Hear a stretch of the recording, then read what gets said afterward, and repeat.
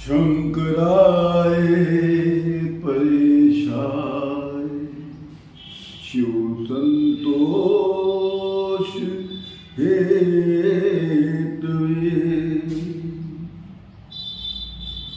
अज्ञानादिवा ज्ञानाघात पूजादिकं मया शिवं शंकरं शंभुमीशानमीडे।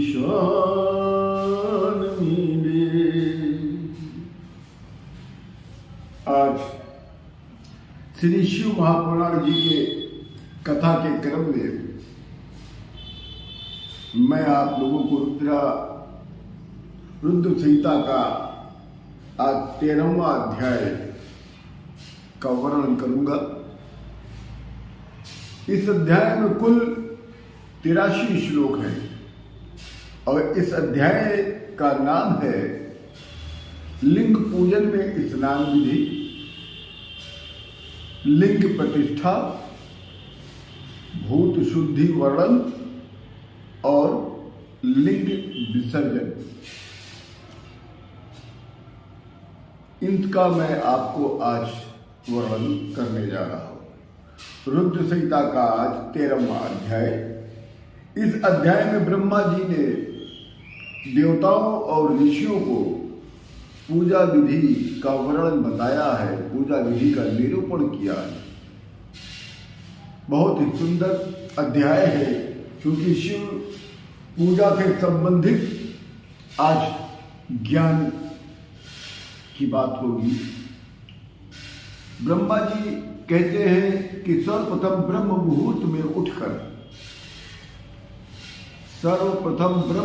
में उठकर माता पार्वती का स्मरण पहले करें, तत्पश्चात भगवान शिव का ध्यान करके उनसे प्रार्थना करें। प्रार्थना क्या करें? उत्तिष्ठोत्तिष्ठ देवेश, उत्तिष्ठोत्तिष्ठ देवेश, उत्तिष्ठ हृदेश, उत्तिष्ठ त्वमुमाश्वामिन्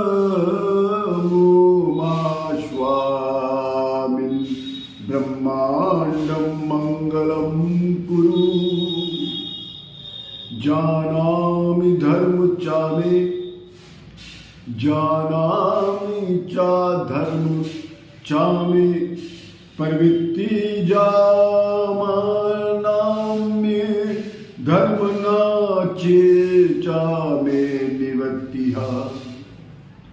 जानामि धर्म चामे, प्रवृत्ति जानाम्य धर्म नाचा में निर्वित्ता। त्वया महादेव हृदय स्थितेन यथा नियुक्तो अस्मिन् तथा करोमि। ब्रह्मा जी कहते हैं पार्वती, मां पार्वती का ध्यान स्मरण करने के उपरांत भगवान शिव का ध्यान करके उनसे प्रार्थना करें कि हे भगवान, हे हृदय में शयन करने वाले, हे प्रभु उठिए, हे उमा वल्लभ आप उठिए और ब्रह्मांड में मंगल करिए। हे नाथ, हे देवेश, मैं धर्म जानता हूं किंतु उनमें मेरी प्रवृत्ति ही नहीं होती है। मैं पाप जानता हूं किंतु उसमें मेरी निवृत्ति नहीं होती है। अतः हे महादेव, आप मेरे हृदय में स्थित होकर जैसी प्रेरणा करते हैं मैं वैसा ही करता हूं। ये प्रार्थना आपको नित्य सुबह उठकर करनी है। जब आप प्रातः उठिए तो सबसे पहले माता पार्वती का ध्यान करिए, फिर उसके बाद पिता परमेश्वर शिव जी का ध्यान करके उनसे प्रार्थना करिए कि हे भगवान, हे मेरे हृदय, मेरे अंतःकरण में निवास करने वाले, शयन करने वाले हे प्रभु आप उठिए। हे उमा वल्लभ, हे पार्वतीनाथ आप उठिए और इस ब्रह्मांड में, समस्त ब्रह्मांड में केवल मंगल ही करिए। फिर कहिए, मैं धर्म जानता हूं परंतु उसमें मेरी प्रवृत्ति नहीं होती। मैं पाप भी जानता हूं परंतु उसमें मेरी निवृत्ति नहीं होती। अतः हे महादेव, आप मेरे हृदय में स्थित होकर जैसे आप प्रेरणा करते हैं वैसा ही मैं करता हूं। फिर ब्रह्मा जी ने विष्णु जी को प्रणाम करके देवताओं से कहते हैं कि हे देवताओं, फिर आप सभी लोग दत्तात्रेय गुरु जी की पादुका स्मरण करिए। दत्तात्रेय गुरु की पादुका का स्मरण करें। तदंतर मल मूत्र का त्याग करने के लिए दक्षिण दिशा में जाएं। शुद्ध होने पर तब दंताध्वन करें। इसीलिए दक्षिण दिशा जो बताया गया है, तो आज के जमाने में कोई घर के बाहर शौच क्रिया करने नहीं जाता, अपने घर में ही करता है। तो घर में कभी भी आपको मैं एक वास्तु से संबंधित यहाँ आ गई तो मैं आपको ज्ञान दे दूँ कि घर में कभी भी आप लेट्रिन बनाए, लेट्रिन बाथरूम, तो वास्तु का ध्यान जरूर रखें। पश्चिम या दक्षिण दिशा की तरफ आप लेट्रिन बाथरूम बनाएं।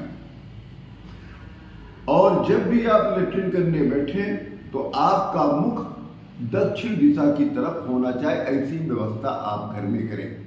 इससे आपके घर में वास्तु का दोष बहुत कम हो जाता है। अगर बाय द वे आपने कुछ दोष रह गया तो इससे कुछ निवृत्ति हो जाती है। और लेट्रिन बाथरूम में एक दिए में, बड़े दिए में एक बड़ा सा कपूर, जो लाल रंग का जैसा हो कपूर, कपूर नहीं, सॉरी, क्षमा करें, एक बड़े दिए में एक लाल रंग से युक्त, जो लाल रंग जैसा हो, फिटकरी, उसको रखकर आप कहीं कोने में अपने लेट्रिन बाथरूम में रख दें। इससे आपके लेट्रिन से कोई भी निगेटिव एनर्जी घर के अंदर नहीं जा पाएगी। क्योंकि लेट्रिन बाथरूम जो होता है वो राहु का स्थान होता है।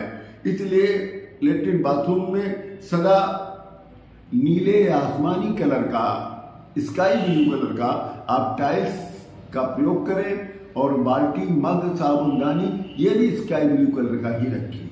बहुत हद तक आपको लाभ मिलेगा। तो ब्रह्मा जी कहते हैं कि हे देवताओं, माता पार्वती का ध्यान करके तब शिव जी का ध्यान करिए, शिव से प्रार्थना करिए। फिर दत्तात्रेय गुरु की चरण पादुका का ध्यान करिए। फिर दक्षिण दिशा की तरफ मल मूत्र का त्याग करके तब दंताध्वन अर्थात ब्रश आप लोग करें। आजकल तो दतुन कोई करता ही नहीं है। तो तब आप लोग अपना दंताध्वन करें। दंताध्वन की क्रिया करने के पश्चात, मतलब मंजन करने के पश्चात, आप 16 बार 16 टाइम्स आप अपने मुख को पानी से धोएं। कौन सा मुख? फेस को नहीं, चेहरे को नहीं, अंदर पानी रख के 16 बार आपको कुल्ला करना है, जैसे आप गलाला करते हैं। फिर षष्ठी, प्रतिपदा, अमावस्या, नौमी तिथि का तथा रविवार के दिन आपको 16 बार की क्रिया नहीं करनी है। रविवार, श्राद्ध, संक्रांति काल, ग्रहण और उपवास के दिन तथा दान देने के दिन ऊष्ण जल से स्नान नहीं करना चाहिए। श्राद्ध, ग्रहण, उपवास और प्रतिपदा के दिन सुगंधित तेल का प्रयोग न करें। जिस तेल में खुशबू हो उस तेल का आप प्रयोग नहीं करेंगे। कब? श्राद्ध वाले दिन, ग्रहण लगा हो उस दिन, जिस दिन आप लोग व्रत रहते हो या प्रतिपदा की तिथि हो, इस दिन आपको सुगंधित तेल का प्रयोग नहीं करेंगे, इत्र का भी प्रयोग नहीं करेंगे, डियो का भी प्रयोग नहीं करेंगे।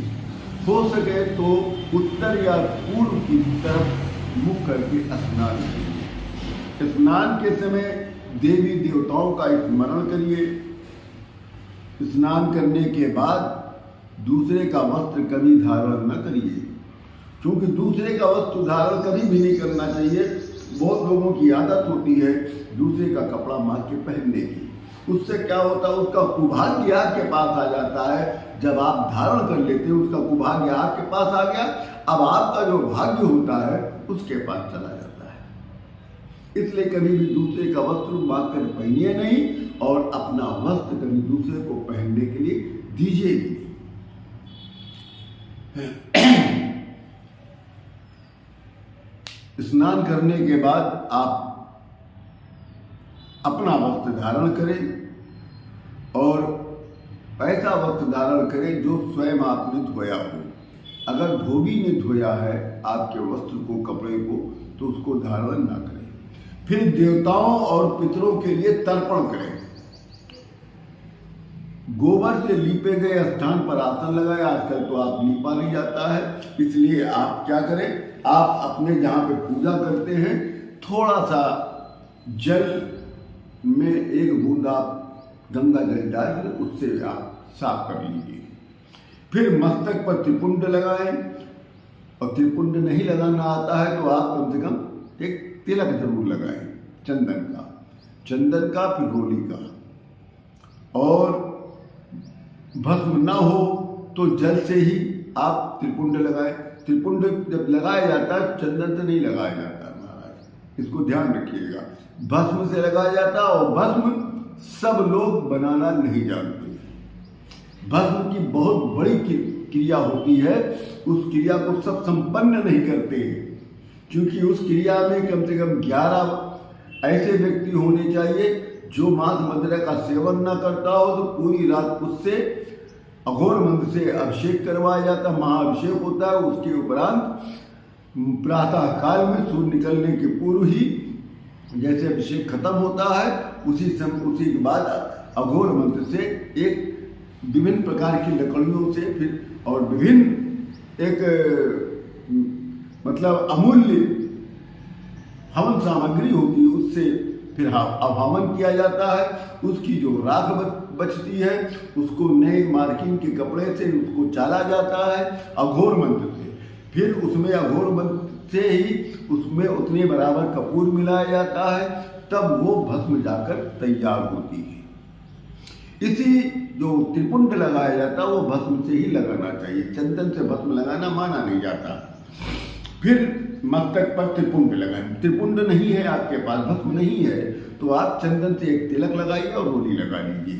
फिर शिव की आराधना करिए। शिव पूजा विधि का मैंने वर्णन आपको कई अध्यायों में कर दिया है, इसलिए मैं इस भाग को मैं वर्णित नहीं कर रहा हूँ। फिर भी कुछ महत्वपूर्ण ज्ञान से मैं अवश्य परिचित कराता रहूँगा। शिव पूजा में या किसी भी पूजा में सबसे पहले आप लोग, अगर आप घर में सबसे पहले पूजा करने बैठते हैं तो सबसे पहले आप दीपक अवश्य जलाइएगा, क्योंकि दीपक आपका साक्षी होता है उस पूजा का। और दीपक जलाइए तो उससे जल से अग्नि से उघाड़ दीजिए, फिर उसको सर्वप्रथम प्रणाम कर लीजिए। फिर पूजा के लिए पद्यासन, भद्रासन या उत्तमासन या प्रेंगासन अथवा जो आपको सुविधाजनक लगे वैसे आप बैठ जाएं। पूजा उपरांत पंचवर्ती से आरती करें।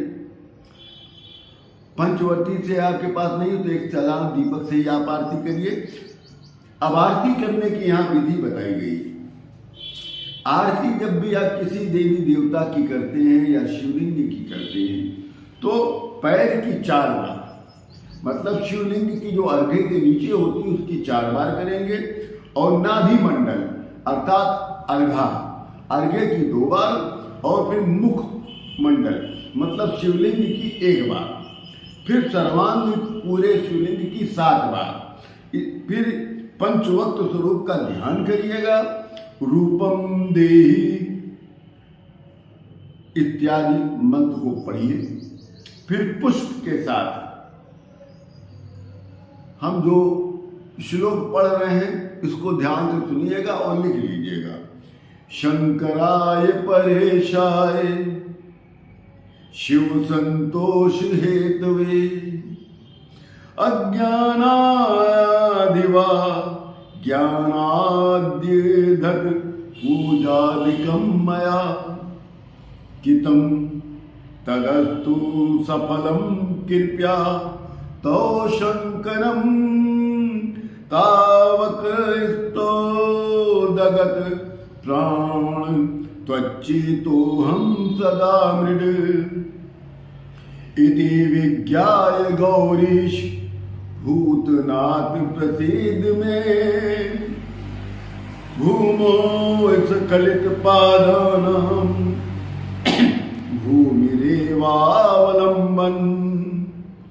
त्वयि जाता पराधानां त्वमेव शरणं प्रभु स्वस्थानं गच्छ देवेश परिवारयुतः प्रभु पूजा काले पुनर्नाथ त्वया गन्तव्यमादरात्। ओम नमः शिवाय। शिवं शंकरं शंभुमीशानमीडे। ये 13वां अध्याय यहीं पे पूर्ण होता है। कल हम आपको बहुत महत्वपूर्ण अध्याय का वर्णन करेंगे। पुष्प बिल्व से लिंग का पूजन और जलधारा द्वारा पूजन, मतलब ये किस प्रकार से पूजन किया जाए, मैं इसकी पूरी विधि, इसका मैं पूरा विस्तार से वर्णन करूंगा। ये बहुत बढ़िया हमारा कल का एपिसोड बनेगा। इसी के साथ हम आप लोगों से पुनः निवेदन करते हैं कि आप लोग इसको सब्सक्राइब करें। इस चैनल को, शिव योगी अयोध्या जी को चैनल को आप सब्सक्राइब करें और स्वयं भी करें और अपने लोगों से भी कराएं। लाइक करने के बाद आप जब लोग अपनी वीडियो देखते हैं तो उसको लाइक भी करिए और उसके उपरांत आप उसको शेयर भी करिए अपने, और आप कमेंट्स भी करिए, आप जानकारी भी दीजिए, क्वेश्चन करिए, आप उनसे प्रश्न करिए। और मैं आप लोगों को बता दूं कि मैं कोई भी कथा का कोई शुल्क या दक्षिणा मैं नहीं लेता हूं। मैं 3 या 5 दिन की शिव कथा करता हूं। मेरी ये कथा का एक वीडियो चल रहा होगा जो आप लोग देख रहे होंगे। इसलिए आप सभी लोगों से निवेदन है कि यदि आप लोग को शिव कथा का आयोजन कराना चाहते हो तो आप बहुत ही बड़े मन से कराइए और हमारे तरफ से निश्चिंत होकर कराइए, मगर हम 3 महीने बाद की डेट दे देंगे, ये ध्यान रखिएगा। मैं आज अगर आप कहेंगे तो 3 महीने बाद की डेट आपको मिलेगी। मैं बहुत ज़्यादा कथा भी नहीं करता हूँ, इसलिए मैं आप सभी से निवेदन करता हूँ, और शिव कथा जरूर करानी चाहिए। मैं सबकी कथा भी नहीं करता हूँ। जो मुझे कमेंट्स करता होगा, जो मुझे रोज लाइक करेगा या शेयर करेगा, मैं उसके यहाँ कथा अवश्य करूँगा। ये मेरा वचन है। मैं शिव जी की शरणागत हूँ और मैं उनकी प्रेरणा से मैं आपसे कह रहा हूँ कि जो मेरी हर कथा को लाइक करेगा, शेयर करेगा, कमेंट्स करेगा, वो मुझसे कहेगा तो मैं अवश्य उसके यहाँ कथा करने अवश्य जाऊँगा। एक नए पैसे की दक्षिणा का मैं भागीदार नहीं रहूँगा। जो भी चढ़ेगा वो आपको ही, वहीं से लोगों को मैं दे के वापस लौटाऊँगा। महाराज जय जय सिया राम, हर हर महादेव।